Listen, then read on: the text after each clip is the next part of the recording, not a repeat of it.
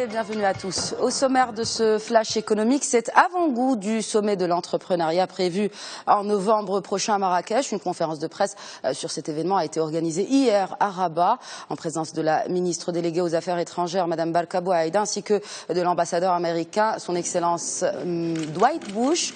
Une conférence de presse organisée dans le but de rassurer, notamment à propos des risques liés au virus Ebola.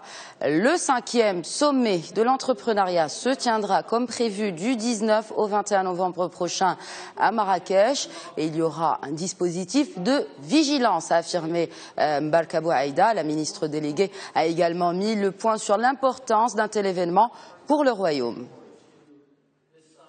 C'est la première fois que ce sommet se tient dans une terre africaine. C'est aussi une preuve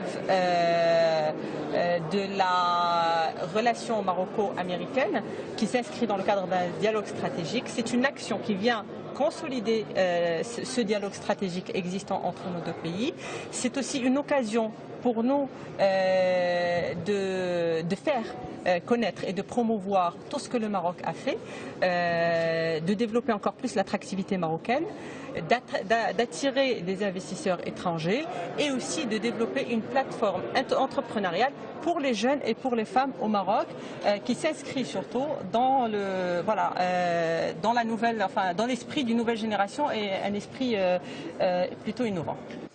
Et on reste justement dans l'innovation et ce projet de la ville nouvelle ou la première éco-cité en Afrique à Znata qui vient de décrocher un crédit auprès de la Banque européenne d'investissement, la BEI, 150 millions d'euros. Un prêt destiné à financer le projet d'aménagement de cette ville nouvelle sur la période du programme qui s'étale de 2013 à 2018. Il sera accordé au profit donc de la société d'aménagement, une filiale de la Caisse de dépôt et de gestion en charge du projet. Cette écoville devrait accueillir à terme 300 000 habitants. Elle sera naturellement dotée d'un pôle santé, d'un pôle éducation, de locaux commerciaux et ainsi qu'un segment logistique.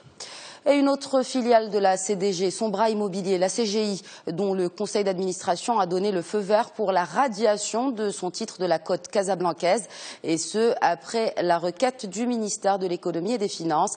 CDG Développement envisage de déposer une offre publique de retrait incessamment, sous très peu, indique un communiqué de la CGI. Notez que ces décisions de radiation ne concernent que les actions et non les obligations CGI enregistrées à la bourse de Casablanca.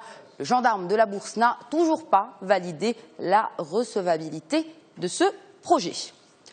Bancaire toujours, un consortium regroupant des entreprises de crédit tunisiennes pour certaines prend la majorité dans le capital du groupe de crédit bail panafricain Alios Finance, soit 59,3%.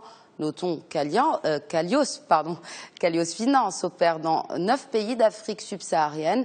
Le groupe de consortium est constitué de Tunisie Leasing, de la banque tunisienne Amen Bank, d'une filiale française de développement, à savoir Proparco, inclus également dans ce groupement 2 fonds de capital investissement.